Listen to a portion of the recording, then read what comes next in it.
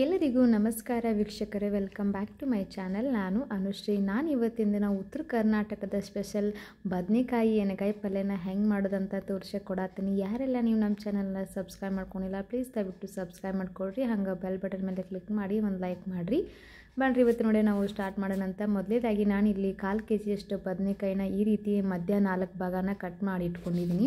ಅದು ಸ್ವಲ್ಪ ಕಪ್ಪಾಗಿರುತ್ತೆ ನೋಡಿರಿ ಕಟ್ ಮಾಡಿದಿಂದಾಗ. ಹಾಗಾಗಿ ನಾವು ಉಪ್ಪು ನೀರು ಒಳಗೆ ಸ್ವಲ್ಪ ನೆನೆ ಇಟ್ವಿ ಅಂದ್ರೆ ಅದು ಕಪ್ಪಾಗಿದ್ದೆಲ್ಲನೂ ಹೋಗುತ್ತೆ ನೋಡಿರಿ. ಈ ಕಡೆ ಮಸಾಲೆಗೆ ಏನೇನು ರೆಡಿ ಮಾಡ್ಕೊಳತ್ತೀನಿ ಅಂದ್ರೆ ಒಂದು 4 ಚಮಚದಷ್ಟು ಶೇಂಗಾ ಬೀಜನ ತೊಗೊಂಡ್ಬಿಟ್ಟು ಅದನ್ನು ನಾವು ಉರಿನ ಕಡಿಮೆ ಇಟ್ಕೊಂಡು ಈ ರೀತಿ ಪೂರ್ತಿ ರೋಸ್ಟ್ ಆಗೋಂಗೂ ಹುರ್ಕೋಬೇಕು. ಮೇಲ್ಗಡೆ ಸಿಪ್ಪಿ ಎಲ್ಲ ಹಿಂಗೆ ಉಚ್ಚಬೇಕು ನೋಡಿರಿ, ಅಲ್ಲಿವರೆಗೂ ಹುರ್ಕೋಬೇಕು. ಹಂಗೆ ಒಂದು 3 ಚಮಚದಷ್ಟು ನಾನು ಬಿಳಿ ಎಳ್ಳನ್ನು ತೊಗೊಂಡಿದ್ದೀನಿ. ಹಂಗೆ 3 ಚಮಚದಷ್ಟು ನಾನು ಗುರೆಳ್ಳನ್ನು ತೊಗೊಂಡಿದ್ದೀನಿ. ಇವು ಎರಡು ಚಟಪಟ ಅಂತ ಸಿಡಿಬೇಕು ನೋಡಿರಿ. ಅಲ್ಲಿವರೆಗೂ ನಾವು ಚೆನ್ನಾಗಿ ಇದನ್ನು ಹುರ್ಕೊಳ್ಬೇಕಾಗತ್ತೆ. ಹಸಿಯಾಗಿ ಹುರ್ಕೊಳಕ್ಕೆ ಹೋಗ್ಬೇಡ್ರಿ, ಪೂರ್ತಿ ಚಟಪಟ ಅನ್ಬೇಕು ನೋಡು, ಅಲ್ಲಿವರೆಗೂ ಹುರ್ಕೊರಿ. ಈ ಕಡೆ ಶೇಂಗಾ ಬೀಜನ ತಕ್ಕೊಂಡು ಇಟ್ಕೊಂಡಿದ್ದೀನಿ. ಹಾಗೆ ಈ ಕಡೆ ಗುರೆಳ್ಳು ಇವೆಲ್ಲನೂ ಆರೈತೆ ನೋಡಿರಿ. ಇವನ್ನ ನಾವು ಮಿಕ್ಸಿ ಜಾರಿಗೆ ಹಾಕ್ಕೊಂಡು ಪೌಡ್ರ್ ಮಾಡಿ ಇಟ್ಕೊಳ್ಳೋಣಂತ. ಈ ರೀತಿ ಪೌಡ್ರ್ ಮಾಡಿ ನೀವೇನಾರು ಇಟ್ಕೊಂಡಿರಂತಂದ್ರೆ ಮನೆ ಒಳಗೆ ಯಾವ್ದಾರ ಪಲ್ಯ ಮಾಡಿದ್ರಂತ ಅದ್ರ ಮೇಲ್ಗಡೆ ಹಾಕ್ಬೋದು. ಹಿಂಗೆ ಹೀರಿಕಾಯಿ ಪಲ್ಯ, ಬದ್ನಿಕಾಯಿ ಮತ್ತು ಯಾವ್ದಾರ ಪಲ್ಯ ಮಾಡ್ತಿರೋ ಅದ್ರ ಮೇಲೆ ಹಾಕ್ಬೋದು. ಹಾಗೆ ಇಲ್ಲಿ ಒಂದು ಅರ್ಧ ಪೀಸಷ್ಟು ನಾನು ಒಣ ಕೊಬ್ಬರಿ ತೊಗೊಂಡಿದ್ದೀನಿ. ಒಣ ಕೊಬ್ಬರಿನ ಈ ರೀತಿ ಪುಡಿ ಮಾಡಿಕೊಂಡು ಅದ್ರೊಳಗೆ ಮಿಕ್ಸ್ ಮಾಡಿ ಇಟ್ಕೊತೀನಿ.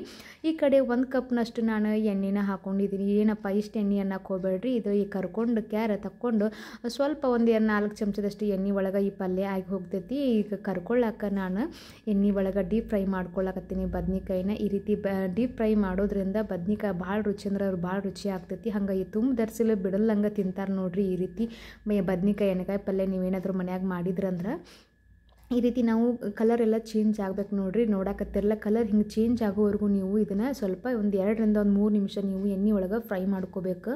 ಈ ರೀತಿ ಫ್ರೈ ಮಾಡ್ಕೊಂಡ್ರಂದ್ರೆ ಕಲರ್ ಫುಲ್ ಚೇಂಜ್ ಆಗುತ್ತೆ, ನಿಮಗೆ ಗೊತ್ತಾಗುತ್ತೆ ಮಾಡುವಾಗ.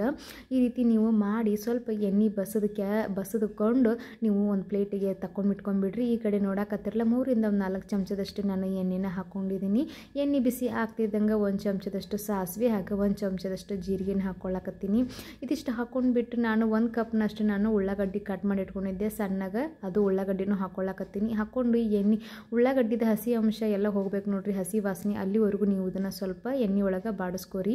ಈ ರೀತಿ ಬದ್ನಿಕಾಯಿ ಎಣ್ಣೆಗಾಯಿ ಮನ್ಯಾಗ ಒಂದ್ಸಲ ಮಾಡಿರಿ. ರೊಟ್ಟಿ ಮತ್ತು ಚಪಾತಿ ಅನ್ನಕ್ಕಂದ್ರೂ ಮಸ್ತ್ ಅನ್ಸತ್ತೆ ನೋಡ್ರಿ. ಅದು ಅದ್ರಾಗೂ ಜೋಳದ ರೊಟ್ಟಿ ಜೊತೆ ಎಣ್ಣೆಗಾಯಿ ಪಲ್ಯ ತಿಂದ್ಬಿಟ್ರೆ ಮುಗ್ದ ಹೋತ್ ನೋಡ್ರಿ, ಅಷ್ಟು ರುಚಿ ಅನಿಸುತ್ತೆ. ಹಂಗೆ ನಾನು ಇದಕ್ಕೆ 1 ಚಮಚದಷ್ಟು ಅಲ್ಲ ಮತ್ತು ಬೆಳ್ಳುಳ್ಳಿ ಪೇಸ್ಟ್ ಹಾಕ್ಕೊಳ್ಳಾಕತ್ತೀನಿ. ಇದನ್ನು ಸ್ವಲ್ಪ ನಾನು ತರಿಯಾಗಿ ಜಜ್ಜಿ ಹಾಕ್ಕೊಳ್ಳಾಕತ್ತೀನಿ ನೋಡಿರಿ. ಅಂದರೆ ತಿನ್ನುವಾಗ ಸ್ವಲ್ಪ ಬಾಯಿಗೆ ಸಿಗುತ್ತಲ್ಲ, ಅದು ಭಾಳ ಚಲೋ ಅನಿಸುತ್ತೆ. ಹಂಗೆ ನಾನು ಇಲ್ಲಿ 1 ಚಮಚದಷ್ಟು ಅರಿಶಿನ, 1 ಚಮಚದಷ್ಟು ಧನಿಯಾ, ಹಂಗೆ 1 ಚಮಚದಷ್ಟು ಗರಂ ಮಸಾಲೆನೇ ಹಾಕ್ಕೊಂಡು ಇದನ್ನು ಪೂರ್ತಿ ನಾವು ಎಣ್ಣೆ ಒಳಗೆ ಚಂದಾಗ ಬಾಡಿಸ್ಕೊಳ್ಳೋಣಂತ. ಈ ಮಸಾಲೆದೆಲ್ಲ ಅಂಶ ಹಸಿ ವಾಸನೆ ಎಲ್ಲನೂ ಹೋಗ್ಬೇಕು ನೋಡಿರಿ. ಅಲ್ಲಿವರೆಗೂ ನೀವು ಏನು ಹಾಕ್ತಿರಲ್ಲ ಎಲ್ಲನೂ ಚಂದಾಗ ಎಣ್ಣೆ ಒಳಗೆ ಬಾಡಿಸ್ಕೊಳ್ಬೇಕಾಗತ್ತೆ ನೋಡಿರಿ. ಖಾರಕ್ಕೆ ನಾನಿಲ್ಲಿ ಒಂದು 2 ಚಮಚದಷ್ಟು ನಾನು ಒಣ ಖಾರದ ಪುಡಿ ಹಾಕ್ಕೊಳ್ಳಾಕತ್ತೀನಿ. ನಿಮ್ಗೆ ಏನಾದ್ರು ಹಸಿ ಖಾರ ಬೇಕನ್ಸಿದ್ರೆ ನೀವು ಹಸಿ ಖಾರದ ಪೇಸ್ಟ್ನೂ ಹಾಕ್ಕೋಬೋದು.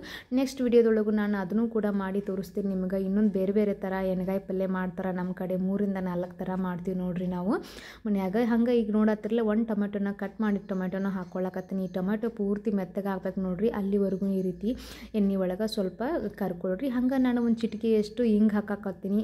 ಈ ಹಿಂಗೆ ಹಾಕೋದ್ರಿಂದ ಡೈಜೆಷನ್ ಚೆನ್ನಾಗಾಗುತ್ತೆ, ಹಂಗೆ ಟೇಸ್ಟು ಕೂಡ ತುಂಬ ಚೆನ್ನಾಗಿ ಅನ್ಸುತ್ತೆ ನೋಡಿರಿ. ಹಂಗೆ ಒಂದು 2 ರಿಂದ 3 ಸ್ಪೂನಷ್ಟು ನಾನು ಹುಣಸೆಹಣ್ಣಿನ ರಸನ ಹಾಕ್ಕೊಳ್ಳಾಕತ್ತೀನಿ. ಈ ಹುಣಸೆಹಣ್ಣಿನ ರಸ ಹಾಕ್ಕೊಂಡ್ರೆ ಅಂದ್ರೆ ಭಾಳ ರುಚಿ ಅನಿಸುತ್ತೆ. ಈ ಹುಣಸೆಹಣ್ಣು ರಸದೊಳಗೆ ಈ ನೀರು ಒಳಗೆ ಇದಷ್ಟು ಪೂರ್ತಿ ಚಂದಾಗ ಮೆತ್ತಗೋಗಂಗೆ ಸ್ವಲ್ಪ ಫ್ರೈ ಮಾಡ್ಕೊಳ್ರಿ. ಇದಿಷ್ಟು ಹಿಂಗೆ ಎಣ್ಣೆಲೆ ಫ್ರೈ ಆಗ್ತಿದ್ದಂಗೆ ನಾನು ಇದಕ್ಕೆ ಕರಿಬೇವು ಸೊಪ್ಪನ್ನ ಹಾಕ್ಕೊಳ್ಳಾಕತ್ತೀನಿ. ಈ ಕರಿಬೇವು ನಾನು ಆವಾಗ ಎಣ್ಣೆಲೆ ಹಾಕೋಬೋದಿತ್ತು, ಬಟ್ ನಾನು ಈಗ ಕಟ್ ಮಾಡಿ ಮೇಲ್ಗಡೆ ಹಾಕಾಕತ್ತೀನಿ. ಯಾಕಂತಂದ್ರೆ ಅದು ಕರಿಬೇವು ಫ್ಲೇವರು ಜಾಸ್ತಿ ಬರುತ್ತೆ. ಸೊ ಹಾಗಾಗಿ 1 ಚಮಚದಷ್ಟು ಬೆಲ್ಲನ ಹಾಕ್ಕೊಳ್ಳತ್ತೀನಿ. ಉಪ್ಪು, ಖಾರ, ಹುಳಿ ಮತ್ತು ಸಿಹಿ ಸೇರಿದ್ರನ ಚಂದ.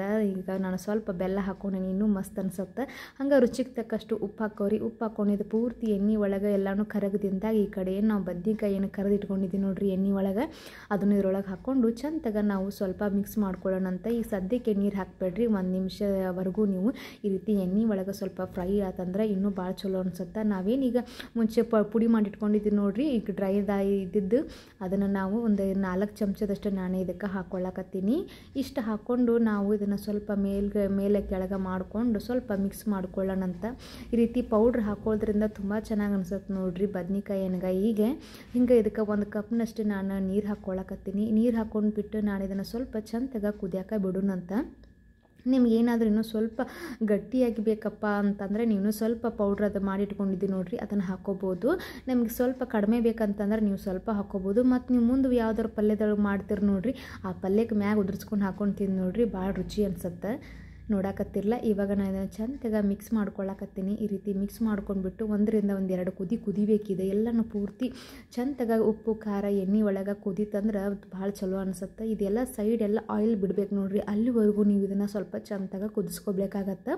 ಈಗ ಮ್ಯಾಲ್ಗಡೆ ಸ್ವಲ್ಪ ನಾನು ಕಟ್ ಮಾಡಿದ ಕೊತ್ತಂಬರಿ ಸೊಪ್ಪನ್ನ ಹಾಕ್ಕೊಳತ್ತೀನಿ. ಸ್ವಲ್ಪ ಕೊತ್ತಂಬರಿ ಸೊಪ್ಪನ್ನ ಸ್ವಲ್ಪ ಧಾರಾಳವಾಗಿ ಹಾಕೋರಿ. ಕೊತ್ತಂಬರಿ ಸ್ವಲ್ಪ ಜಾಸ್ತಿ ಹಾಕ್ಕೊಂಡ್ರಿ ಅಂದ್ರೆ ರುಚಿ ತುಂಬ ಚೆನ್ನಾಗಿ ಬರುತ್ತೆ ನೋಡಿರಿ. ಇವಾಗ ಇದನ್ನು ಕೊತ್ತಂಬರಿ ಇದೆಲ್ಲ ಹಾಕ್ಕೊಂಡು ಆದಮೇಲೆ ನಾವು ಸ್ವಲ್ಪ ಕುದಿಯಾಕ ಬಿಡೋಣಂತ. ಈ ರೀತಿ ಎಣ್ಗಾಯಿ ಪಲ್ಯನ ನೀವು ಮನ್ಯಾಗ ಒಂದು ಸಲ ಟ್ರೈ ಮಾಡಬೇಕು. ಮಾಡಿದ್ರಂದ್ರೆ ಮನೆ ಮಂದಿ ಎಲ್ಲನೂ ಭಾರಿ ಖುಷಿಪಟ್ಟು ತಿಂತಾರೆ ನೋಡಿರಿ, ಅಷ್ಟಂದ್ರೆ ಅಷ್ಟು ರುಚಿಯಾಗಿರುತ್ತೆ. ಇವಾಗ ಮ್ಯಾಲ್ಗಡೆ ಸ್ವಲ್ಪ ನಾನು ಕಸೂರಿ ಮೆಂತ್ಯನ ಹಾಕ್ಕೊಳಕತ್ತೀನಿ. ಕಸೂರಿ ಮೆಂತ್ಯ ಹಾಕ್ಕೊಂಡು ಒಂದು ಪ್ಲೇಟ್ ಮುಚ್ಚಿ ನಾವು ಒಂದು 2 ರಿಂದ 3 ನಿಮಿಷ ಸಿಮ್ ಉರಿ ಒಳಗೆ ಬಿಟ್ಟು ಕುದಿಯಾಕ ಬಿಟ್ಬಿಡೋಣಂತ. ಆವಾಗ ಸ್ವಲ್ಪ ಸೌಟಿಂದ ಕೈ ಆಡಿಸ್ರಿ, ಯಾಕಂದ್ರೆ ನಾವು ಪೌಡ್ರ್ ಅದು ಹಾಕಿರ್ತೇವಲ್ಲ, ಸೊ ಅದು ಏನಾಗತ್ತಂದ್ರೆ ಹೊತ್ತು ಅಂತ ಚಾನ್ಸಸ್ ಭಾಳ ಇರುತ್ತೆ. ಸೊ ಹಾಗಾಗಿ ಸ್ವಲ್ಪ ಸೌಟ್ ಆಡಿಸ್ತಾ ಇರಿ. ನೋಡಾಕತ್ತಿರಲ್ಲ, ಈ ರೀತಿ ಹಿಂಗೆ ಕಲರ್ ಬಿಡ್ಬೇಕು, ಪೂರ್ತಿ ಎಣ್ಣೆ ಹಿಂಗೆ ಬರಬೇಕು. ಇವಾಗ ಇದು ಮಸಾಲೆ ಪೂರ್ತಿ ಎಣ್ಣೆ ಒಳಗೆ ಕುದ್ದೈತಿ, ಹಂಗೆ ಪೂರ್ತಿ ಆದಂಗೆ ನೋಡಿರಿ. ಈ ರೀತಿ ಸೈಡ್ ಎಣ್ಣೆ ಬಂತಂದ್ರೆ ಈಗ ಪಲ್ಯ ರೆಡಿ ಆಗೈತೆ ಅಂತ ಅರ್ಥ. ಇವಾಗ ನೋಡಾಕತ್ತಿರಲ್ಲ, ನಾನು ಇದನ್ನು ಪೂರ್ತಿ ಸ್ವಲ್ಪ ಚೆನ್ನಾಗಿ ಮಿಕ್ಸ್ ಮಾಡ್ಕೊಳ್ತೀನಿ.